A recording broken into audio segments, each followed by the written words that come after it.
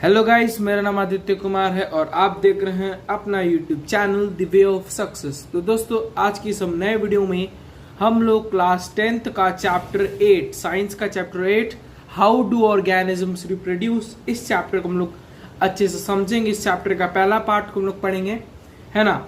और ये पता ही है, सभी चैप्टर के अंदर ये भी चैप्टर बहुत इंपॉर्टेंट है, सभी चैप्टर की तरह ये भी चैप्टर भी इंपॉर्टेंट है। तो इस चैप्टर में, इस पार्ट में आप लोग फोकस कीजिएगा, इस वीडियो पे ध्यान नहीं भटकना चाहिए। और आप आए हो तो बुक लेके, पेन पेंसिल लेके बैठे, क्योंकि मैं कुछ टर्म्स को अंडरलाइन करवाऊंगा, है ना, जो कि इंपॉर्टेंट होगा। तो वीडियो को स्टार्ट करते हैं बिना किसी देरी के।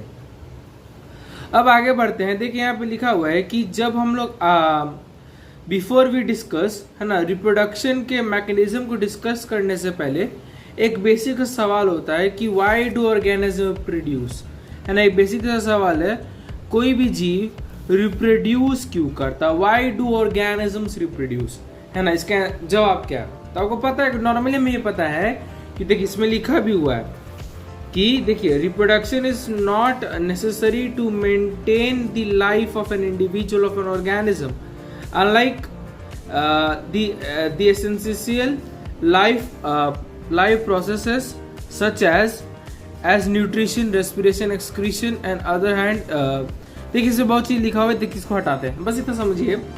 इसमें लिखा हुआ जो रिप्रोडक्शन जो होता है ना, वो हमारे लाइफ को मेंटेन करने के लिए उतना जरूरी नहीं है। जैसे कि हमारे शरीर में रेस्पिरेशन होता है, ऑक्सीजन के लिए फूड का ब्रेकडाउन होता है, एक्सक्रीशन होता है ना, इसके तरह वो जरूरी नहीं है वो लाइफ को मेंटेन करता। लेकिन रिप्रोडक्शन इस चीज के लिए जरूरी है क्योंकि वो किसी भी जनरेशन को आगे बढ़ाता है ना। जैसे अगर एक स्पीसीज है तो उसका ऑफस्प्रिंग, उसका जब बच्चा जन्म लेगा, फिर उससे आगे बढ़ेगा। मतलब लाइफ कंटिन्यूअस रहता है, एक ऑर्गेनिज्म से दूसरा ऑर्गेनिज्म जन्म लेता है ना, इसलिए रिप्रोडक्शन जरूरी है। ठीक है, अब देखिए, है ना, तो ये सब चीज होगा। और ये सब चीज आप लोग इस क्वेश्चन के आंसर अपने जूनियर क्लासेस में पढ़ा होगा, क्लास 8 में हमने पढ़ा होगा, है ना। तो ये कुछ खास नहीं है, बस आगे बढ़ते हैं। अब इसमें एक चीज ध्यान करने के बाद एक पॉइंट है, जब रिप्रोडक्शन होता है, सुनिएगा ध्यान से, इतना चीज मैंने आपको बता दिया, है ना। एक चीज बता रहा हूँ, सुनिए ध्यान से। जब रिप्रोडक्शन होता है तो क्या कोई ऑर्गेनिज्म जो बच्चे को जन्म देता है, क्या वो एग्जैक्ट उन्हीं के कॉपीज में होता है, क्या एग्जैक्ट उन्हीं के तरह होता है? तो यही क्वेश्चन का जवाब हम लोग देखेंगे नेक्स्ट टॉपिक में, जिसका नाम है do organism create exact copies of themselves. क्या जो भी ऑर्गेनिज्म जो होते हैं, जो अपने बच्चे को जन्म देते हैं, तो क्या उनके बच्चे एग्जैक्ट कॉपी, एकदम जैसे डिट्टो, जैसे वो पेरेंट्स से वैसे ही दिखते हैं? नहीं, इसका आंसर है नहीं, ये नहीं हो सकता, है ना। भले हम कह सकते हैं कि जो बच्चे जन्म ले रहे हैं उनका जो ब्लूप्रिंट्स है, ब्लूप्रिंट्स मतलब शरीर के बनने के ढांचा की जानकारियां, है ना। हमारे शरीर का कौन कौन सा पार्ट्स होगा, वो पार्ट का हाथ पैर कहाँ होगा, है ना, तो उसका जो ब्लूप्रिंट्स है, वो जो डिजाइन है शरीर का, वो हो सकता है कि वो सिमिलर हो, है ना। जो ब्लूप्रिंट्स है शरीर का, जो डिजाइन का जो ब्लूप्रिंट्स है, वो हो सकता है कि सिमिलर है। अगर 2 आंख, 2 हाथ, 2 पैर, ये सब जो है, ये इसका डिजाइन सिमिलर होगा। लेकिन ये चीज याद रखिएगा, लेकिन उनका जो फीचर्स होगा, जो कि एक पेरेंट से नेक्स्ट जनरेशन में जाता है, वो फीचर्स अलग अलग होगा। क्यों होगा उसको हम लोग समझते हैं। देखो ध्यान देखिए, हमने पढ़ा था क्लास 9th में कि जो क्रोमोसोम होता है वो न्यूक्लियस के अंदर होता है, जो कि इंफॉर्मेशन कैरी करता है इनहेरिटेंस वाले का, मतलब इनहेरिटेंस का इंफॉर्मेशन कैरी करता है। जैसे कैसे सपोज कीजिए ना कि जैसे कि माता पिता, तो माता पिता के जो जीन्स होते हैं वो बच्चों में जाते हैं, जरूर जाते हैं, है ना, और वो डीएनए ग्रुप में जाते हैं। ठीक है, तो एक बच्चे में एक माता का और एक पिता का, दोनों का गुण है, तो कहीं ना कहीं ऐसा होगा ना कि उस बच्चे में माता का भी गुण होगा, पिता का भी गुण होगा। तो क्या ऐसा हो सकता है कि बच्चा डायरेक्टली नहीं तो मदर का एग्जैक्ट कॉपी हो, चाहे फादर का? ऐसा तो नहीं हो सकता ना, क्योंकि उसमें दोनों का गुण है। इसीलिए जो ऑफस्प्रिंग जन्म लेते हैं किसी ऑर्गेनिज्म के द्वारा, वो उनके एग्जैक्ट कॉपीज नहीं होते हैं। ठीक है, ये चीज याद रखिएगा। भले उनका ब्लूप्रिंट्स, जो उनका शरीर का जो डिजाइन होता है वो सिमिलर होगा, लेकिन उनका जो जो डीएनए का जो इंफॉर्मेशन है वो एग्जैक्ट कॉपी नहीं होगा, ठीक है, क्योंकि उस बच्चे माता पिता दोनों का गुण होता है। ओके, समझ गए। अब देखिए, therefore A basic event in reproduction in the creation of DNA copy. Cells use chemical reaction to build copies of DNA. These create two bodies of DNA in a reproducing cell, and they will need to separate from each other, however keeping of one copy of DNA in the original cell and simply pushing the other cell with other one out would not work. अब जो भी कुछ लिखा है इसको हटाइए, पहले इसको समझ लेते होता क्या है।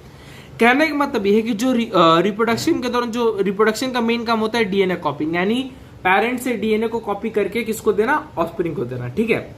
लेकिन ये एक चीज याद रखिएगा, रिप्रोडक्शन के दौरान जो केमिकल रिएक्शन होता है उसमें डीएनए बनता है, और जब रिप्रोडक्शन होता है उसमें दो डीएनए कॉपिंग होते हैं, एक माता का एक पिता का, है ना। हालांकि होता क्या है ना कि दोनों ही डीएनए एक दूसरे से अलग है, लेकिन जब डीएनए कॉपिंग हो तो कोई एक ही डीएनए, मतलब क्या होगा, जो एक ही डीएनए होगा उसी को वही कॉपी होता है किसी ऑफस्प्रिंग में।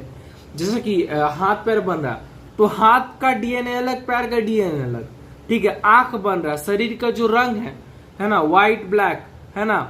बाल आपका करली होगा कि एकदम स्ट्रेट होगा, है ना, तो उसका डीएनए, तो वो भी डीएनए हो सकता है कि बाल का डीएनए अलग होगा, और क्योंकि क्या पता पिताजी का डीएनए कॉपी हो, क्या पता मदर का डीएनए कॉपी हो, तो ये सब चीज होता है। इसलिए वो एग्जैक्ट कॉपीज नहीं होते हैं अपने जिस ऑर्गेनिज्म से वो प्रोड्यूस हुआ है, ठीक है दोस्तों, ये चीज है। आगे बढ़ते हैं। अब देखिए, ये चीज आप समझ गए होंगे, हाँ मैं उम्मीद करते हैं आप लोग ये चीज समझोगे, क्योंकि ये बहुत बहुत इंपॉर्टेंट भी था, है ना। तो अब इससे होगा क्या कि है ना, because the copy pushed out, देखिए यहाँ पे दोस्तों, because the copy pushed out would not have any organized cellular structure for maintaining life process. Therefore, DNA copying is a complaint by the creation of an additional cellular apparatus, and then the DNA copy separate each with its own cellular apparatus. Effectively, a cell divides into the two cells. अब इसको हटाइए, इसको तो समझते हैं। देखो होता क्या है ना कि देखिए, हमें पता है कि ये जो डीएनए कॉपिंग होता है ना, ये जो होता है, ये देखिए copy pushed out of not have any organise cellular structure. देखिए जो डीएनए कॉपिंग होता है ना, इसके पास कोई ऑर्गेनाइज सेलुलर स्ट्रक्चर नहीं होता है ना, लाइफ प्रोसेस को मेंटेन करके, क्योंकि डीएनए कॉपिंग नॉर्मली इंफॉर्मेशन को इजाद करता है ना, इंफॉर्मेशन को एज ए पेरेंट्स ऑफस्प्रिंग में लिया जाता है, लेकिन वो लाइफ को मेंटेन करता है। जैसे न्यूट्रिशन एक्सक्रीशन होता है, वो लाइफ को मेंटेन करता है, वो होना जरूरी है ना। तो उस तरीके के डीएनए कॉपिंग होता है। डीएनए लाइफ प्रोसेस को मेंटेन नहीं करते, याद रखिएगा, ठीक है। और जब डीएनए कॉपिंग होता है तो एडिशनली सेलुलर अपैरेटस, है ना, and then DNA copy separate. जब होता क्या, जब सुनिए ध्यान से, तो जब रिप्रोडक्शन होता है तो उसमें सेलुलर अपैरेटस होता है। सेलुलर अपैरेटस मतलब सेल का फॉर्मेशन होता है, तब ना जब किसी एक ऑफस्प्रिंग में सेल का फॉर्मेशन होगा तब ना ऑफस्प्रिंग जन्म लेगा। और जब उसमें सेलुलर अपैरेटस यानी सेल का फॉर्मेशन होने लगता है, अपैरेटस मतलब सेल के अंदर के पार्ट्स, है ना। तो जैसे कि माइटोकॉन्ड्रिया आप 9th में पढ़े होगे, है ना, एंडोप्लाज्मिक रेटिकुलम ईआर, जो बनते हैं तो उन सभी अपैरेटस से अलग होता है डीएनए, है ना।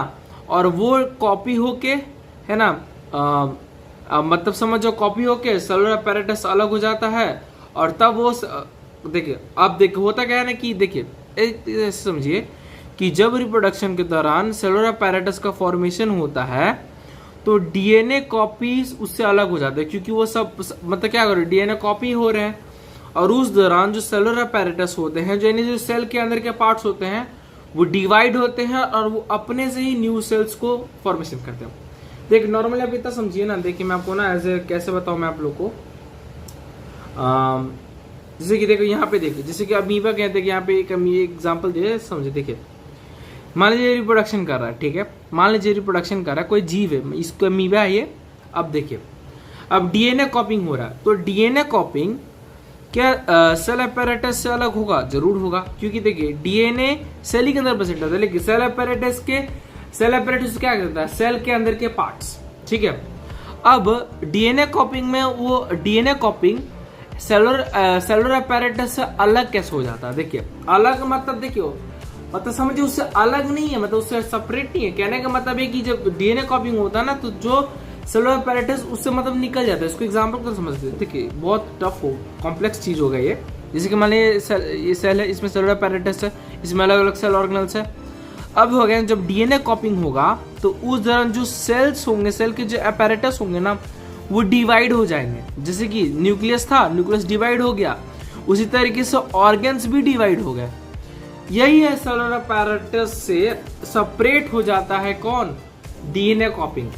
वैसे यहाँ पे लिखा हुआ था, बस थोड़ा सा कॉम्प्लेक्स हो गया था ये, ठीक है। तो ये सब चीज है। अब होता क्या है ना कि दीज टू सेल्स, अब देखिए इसमें दो नए सेल्स बने, जैसे कि यहाँ पे मैंने अभी आपको केस में दिखाया। तो these two cells are of course similar. ये जो प्रकार के जो सेल्स होंगे वो सिमिलर तो होंगे, लेकिन वो एब्सोल्यूट आइडेंटिकल नहीं होंगे, क्योंकि हमने उसका आंसर जान लिया, ठीक है। अब मैं इसको बार बार आपको नहीं बताऊंगा, तो वैसे यहाँ पे लिखा हुआ है ना। अब देखिए therefore it is only expected that the process of copying of DNA will have some variations each time, है ना। तो जब उस वेरिएशंस में देखिए, जब वो रिप्रोडक्शन होगा, कहने का सुनिए, जब वो रिप्रोडक्शन होगा, जब डीएनए कॉपिंग होगा, तो उसमें वेरिएशंस आएंगे। और ये बहुत इंपॉर्टेंट है, इसको आप लोग अंडरलाइन कर लीजिए, ठीक है। जब ये प्रोसेस होगा डीएनए कॉपिंग का, तो उसमें वेरिएशंस आएंगे। इसलिए वेरिएशंस मतलब बदलाव आएंगे। जैसे कि आप खुद सोचिए, जब बच्चा पेरेंट्स से जब बच्चा जन्म लेता है, तो क्या ये एग्जैक्ट कॉपी होता है? नहीं होता है। तो कुछ ना कुछ बदलाव आया होगा, तब ना वो एग्जैक्ट कॉपी नहीं होगा, उसमें कुछ ना कुछ वेरिएशंस आया होगा, तब ना वो नहीं हुआ होगा। तो as a result DNA copying जो होता है वो आइडेंटिकल नहीं होता है ना, ओरिजिनल की तरह उसे कंप्लीट आइडेंटिकल नहीं होता। उसमें कुछ वेरिएशंस आए रहते हैं, कुछ ड्रास्टिक मूवमेंट्स आए रहते हैं, है ना। डीएनए कॉपिंग के समय जब डीएनए कॉपिंग होता है उसमें कुछ बदलाव आते हैं, और सेलुलर apparatus इनहेरिटेट्स होते हैं, यानी जो सेल्स जो होते हैं, जो जिस प्रकार सेलुलर लेवल होता है उसी प्रकार से बच्चे में भी जाता है, बस हल्का फुल्का कुछ चेंजेस वेरिएशंस आ जाते हैं, ठीक है।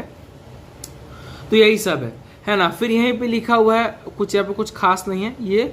उसके बाद लिखा हुआ है कि देखिए, जब ये जो इनबिल्ट टेंडेंसी होता है वेरिएशन का, है ना, ड्यूरिंग रिप्रोडक्शन के दौरान जो वेरिएशंस होता है ना। और अब देखिए एक टर्म होता है इवोल्यूशन, है ना। जब जितने जितने बदलाव आते हैं ना, उसमें इवोल्यूशन आता है। ऐसे समझो कि हमारे पूर्वज चिंपांजीज, ठीक है, तो पुराने जमाने चिंपांजीज के तरह बहुत बाल होते थे, उनमें रिप्रोडक्शन हुआ, उनमें धीरे धीरे वेरिएशंस आए। जैसा जैसा क्लाइमेटिक कंडीशन डाला, वैसे वैसे उनमें कुछ वेरिएशंस आए रिप्रोडक्शन के थ्रू, है ना। तो एक समय क्या आया कि उस चिंपांजीज में कुछ बदलाव आए, है ना, और उनके शरीर से बाल खत्म हो गए। तो जो वेरिएशंस है, बाल खत्म हो गए ना, कुछ बदलाव हुए कि नहीं हुए, है ना। और वही बाल हटने को हम लोग इवोल्यूशन कहते हैं। और आज जो हम मॉडर्न ह्यूमंस हैं, उनमें शरीर में ज्यादातर बाल खत्म है, क्योंकि हम लोग उस प्रकार के क्लाइमेट में जी नहीं रहे, हमारा शरीर इवॉल्व कर गया। तो वेरिएशन जो होता है वो इवोल्यूशन को लीड करता है, और इसी इवोल्यूशन को हम लोग डिस्कस करेंगे नेक्स्ट चैप्टर में, ठीक है, जिसे हम लोग कहते हैं इनहेरिटेंस वाला चैप्टर। इसके बाद हम लोग पढ़ेंगे जो बायोलॉजी का नेक्स्ट चैप्टर है ना। अब हम लोग वेरिएशन का इंपॉर्टेंस पढ़ते हैं, इंपॉर्टेंस ऑफ वेरिएशन। अब ये वेरिएशन होता क्या है, तो आप हल्का सा झलक पढ़ लिए थे आपने इस टॉपिक में, वेरिएशन का झलक। और इस टॉपिक हम लोग जो वेरिएशन का झलक है उसको हम लोग अच्छे से समझेंगे, डिस्कस करेंगे। ओके दोस्तों, तो याद रखिएगा। देखिए, population of an organism filled with well defined places और निशेस इन इकोसिस्टम, है ना।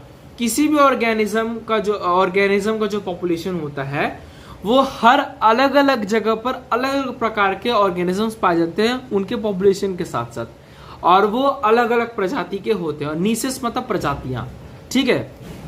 तो हमारे इकोसिस्टम में ऐसा होता है ना। और उनके पास एबिलिटी होता है रिप्रोडक्शन करने का, रिप्रोड्यूस करने का एबिलिटी होता है ना, जिसमें डीएनए कॉपिंग की क्षमता होती है, ठीक है।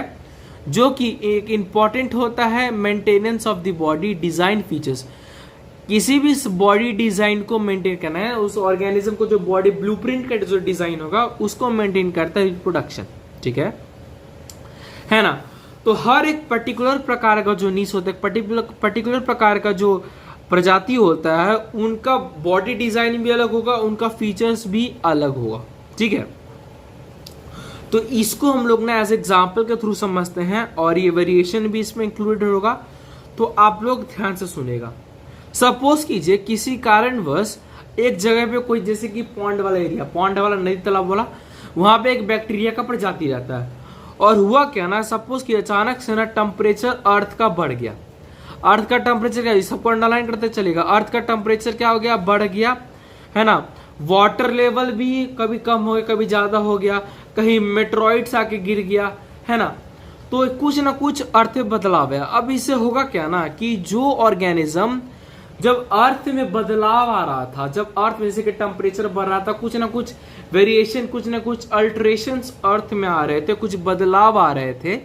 तो सपोज कीजिए कि वो जो उस पॉन्ड के एरिया में जो प्रजाति है, नीसेस है बैक्टीरिया का, वो मान लीजिए रिप्रोडक्शन कर लिया, है ना, और कुछ नए प्रकार के, मतलब कुछ उनके बच्चे जन्म ले लिए। अब बताओ, क्लाइमेटिक कंडीशन चेंज हो रहा था, नेचर में कुछ बदलाव आ रहा था और उसके दौरान कुछ बच्चे जन्म ले लिए। तो उससे होगा क्या ना कि जो बच्चे उस दौरान, उस टेम्परेचर के दौरान जन्म लिए ना, उनके शरीर में कुछ बदलाव आएगा उस गर्मी को झेलने के लिए, कुछ वेरिएशंस आएंगे, ठीक है ना। तो इससे हुआ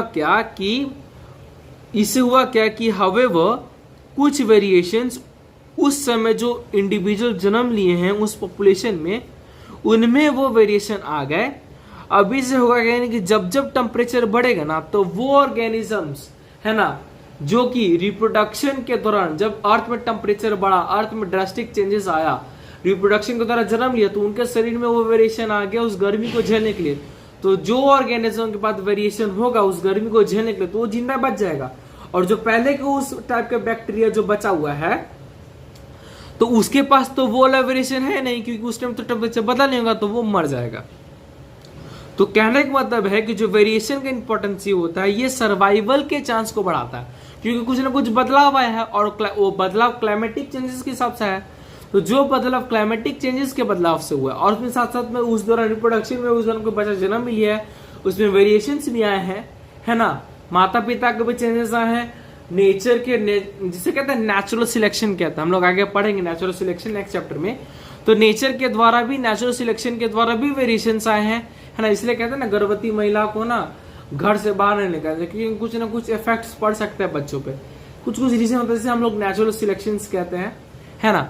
तो ये सब जो बदलाव आए हैं, तो वो क्या करते हैं, वो जो वेरिएशंस होता है वो सर्वाइवल पे मतलब समझो सर्वाइवल का चांस बढ़ाता है। जैसे कि ग्लोबल वार्मिंग बढ़ा, है ना, तो ज्यादातर बैक्टीरिया मर गए, क्योंकि उनके पास वो वेरिएशंस नहीं थे सर्वाइव करने के लिए, और वो वेरिएशन जो कि उस ऑर्गेनिज्म के पास था, जो रिप्रोडक्शन को जन्म लिया, वो बच जाएंगे, क्योंकि उनके पास वो वेरिएशन है।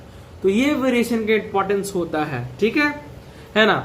तो मैं उम्मीद करता हूं कि आपको ये यहाँ तक का 2 टॉपिक आपको इजीली समझ में आया होगा कि ये टॉपिक बहुत इंपॉर्टेंट था, आपको एज इस चैप्टर का ओवरव्यू मिल गया होगा। ये बहुत इंपॉर्टेंट चैप्टर है, और जो मैंने रेडी किया ना, वो सब चीज का, वो सभी चीज, क्योंकि यहाँ तक का ज्यादातर सब चीज इंपॉर्टेंट है, ठीक है, इस टॉपिक से और इस टॉपिक तक। और जहां जहां मैंने रेडी किया उसको अंडरलाइन कर लीजिएगा, ठीक है। मैं आपको अभी बता देता हूं आपको कौन कौन सा अंडरलाइन करना है। देखिए यहां से अंडरलाइन कीजिएगा, देखिए नीसेस बिकम, देखिए यहाँ से आप कर सकते हो, लेकिन मेनली आप लोग यहाँ से कीजिएगा, ठीक है। ये सब अंडरलाइन करते जाइए, है ना, क्योंकि सब पूरा ये पूरा इंपॉर्टेंट है। यहाँ तक आपको करना ही पड़ेगा, है ना, यहाँ तक वो करना ही पड़ेगा, है ना। मैं आप लोग को ये चीज समझा दिया हूँ। देखिए ये सब इंपॉर्टेंट है, क्योंकि एग्जाम्पल है और आपको पता होना चाहिए। और यहाँ पे डीएनए कॉपिंग वाला देयरफॉर, ठीक है, ये भी इंपॉर्टेंट है, ठीक है दोस्तों। मैं यहाँ पे अंडरलाइन कर रहा हूँ इसको, एज ए रिजल्ट ये सब कीजिए अंडरलाइन, ठीक है ना। ये सब होता है। और एक चीज जान लीजिएगा, अगर वेरिएशंस भी ज्यादा आ गया ना, तो वेरिएशन भी खराब है, क्योंकि हद से ज्यादा वेरिएशन किसी बच्चे को जीवित रहने के लिए मतलब वो उस अगर किसी बच्चे में ना बहुत ज्यादा वेरिएशन आ गया ना तो उसका आउटकम ये हुआ कि वो बच्चा ही मर जाएगा। ठीक है, तो वेरिएशन में नहीं सुने, किसी चीज की अति बहुत खराब होती है, तो वेरिएशन एक हद तक ठीक है क्योंकि वो इवोल्यूशन करता है, लेकिन अगर वही वेरिएशन ज्यादा आ जाए तो वेरिएशन नुकसानदेह भी है, वो किसी न्यूबॉर्न बेबी को मार भी सकता है। ठीक है, तो ये सब चीज जान लीजिएगा। तो ये सब इंपॉर्टेंट है, यहाँ पे आप लोग ये अंडरलाइन कर लीजिएगा, यहाँ पे ये अंडरलाइन, यहाँ पे अंडरलाइन, बस इतना ही आपको करना है। ठीक है, सब कर लीजिएगा, और ये सब इंपॉर्टेंट है इसलिए आपको करवा दे रहा हूँ। ठीक है, दीज आर इंपॉर्टेंट टर्म्स। तो ज्यादा वेरिएशन भी, ज्यादा ड्रास्टिक मूवमेंट भी, आप देखो जब जैसे कि सेलुलर अपैरेटस में चेंजेस आता है, उसमें चेंजेस आता है, सेल डिवीजन होता है, चेंजेस आता है। जब वो चेंजेस आता है तो मान लीजिए ना हद से ज्यादा चेंजेस आ जाए, और क्या पता है वो जब वो ऑर्गेनिजम्स में जब डीएनए कॉपिंग हो रहा है तो उस दौरान वो सेल्स में वो चेंजेस इतना ज्यादा हो जाए कि वो कुछ बदल ही जाए, तो वो जो बच्चा होता है ना उस वेरिएशन को अडॉप्ट नहीं कर पाएगा और वो मर जाएगा। तो वेरिएशन में लिमिट में चीज अच्छा लगता है, अच्छी लिमिट्स में ज्यादा एक्सेसिव नहीं है, अच्छा नहीं है। ठीक है, तो यहाँ पे दो क्वेश्चन समझ जाते हैं। इंपॉर्टेंस ऑफ डीएनए कॉपिंग, क्योंकि सर्वाइवल चांसेस बढ़ाता है। ठीक है, इसलिए इंपॉर्टेंस है। ठीक है, दूसरा, why is the variation beneficial to the species would not necessarily for individual. जो वेरिएशन होता है वो किसी स्पीसीज के लिए बेनिफिशियल है, वो इंडिविजुअल के तौर पे इंपॉर्टेंट क्यों नहीं है, नेसेसरी क्यों नहीं है। अब ऐसे समझो, अब ध्यान सुनेगा, ये क्वेश्चन बहुत बहुत इंपॉर्टेंट है और ये क्वेश्चन एक बार पूछा भी था बोर्ड के एग्जाम में। ठीक है, तो सुनिए, जो वेरिएशन होता है वो किसी स्पीसीज के लिए बेनिफिशियल क्यों है, इंडिविजुअल की क्यों नहीं। अब सुनिए, देखिए, रिप्रोडक्शन होगा स्पीसीज में, होगा ना, रिप्रोडक्शन हुआ है ना, कुछ ना कुछ वेरिएशन आए, बदलाव आए। अब सोचिए, कोई एक इंडिविजुअल रिप्रोडक्शन कर सकता है? पहली बात तो नहीं कर सकता, मेनली ए सेक्शन में हम लोग कह सकते हैं कर सकता है, लेकिन सुनिए, अगर किसी एक इंडिविजुअल में वेरिएशन आए, बाकी स्पीसीज में वो वेरिएशंस नहीं आए, ठीक है, और वो स्पीसीज जब वो इंडिविजुअल रिप्रोडक्शन करेगा तो वो ज्यादातर चांस ये बनेंगे वो जो आने वाला इंडिविजुअल होगा ना, उस इंडिविजुअल का भी इंडिविजुअल उसमें वो वेरिएशन सरपास नहीं करेगा, माता से बच्चों में नहीं जाएगा, माता पिता से बच्चों में नहीं जाएगा। लेकिन अगर किसी स्पीसीज में वो वेरिएशन आए, है ना, वैसे समझिए ना, वैसे समझिए कि अगर एक स्पीसीज है, उस स्पीसीज में वेरिएशन पूरा भरपूर मात्रा में, जब मान लीजिए कुछ भी क्लाइमेटिक अल्ट्रेशन हुआ, है ना, कुछ इन्वायरमेंट में बदलाव आए, तो वो स्पीसीज जिनके पास वेरिएशंस हैं वो तो बच जाएंगे ना, वो तो सभी बच जाएंगे क्योंकि सभी के पास वेरिएशन है। अगर किसी एक इंडिविजुअल के पास वेरिएशन होगा तो वही इंडिविजुअल बचेगा, लेकिन बाकी उसका स्पीसीज तो खत्म हो जाएगा। तो हम लोग इसीलिए कहते हैं कि वो जो वेरिएशन है वो स्पीसीज के बिहाफ पे बहुत अच्छा है, इंडिविजुअल के बिहाफ पे नहीं। अगर इंडिविजुअल के पास होगा तो कुछ भी बदलाव हुआ तो क्या पता वो इंडिविजुअल बच जाए लेकिन उसका स्पीसीज खत्म हो जाए। तो स्पीसीज बचना जरूरी है, तब ना वो स्पीसीज आगे जाके नेक्स्ट जनरेशन में कंटिन्यू अपना, है ना, नेक्स्ट जनरेशन को कंटिन्यूअस आगे बढ़ा पाएगा, इसीलिए। ठीक है, तो ये वीडियो को यहीं एंड करते हैं, ज्यादा वीडियो नहीं खींचते हैं, है ना। तो ये पार्ट 1 था रिप्रोडक्शन का, तो वीडियो को यहीं समाप्त करते हैं। जय हिंद, जय भारत।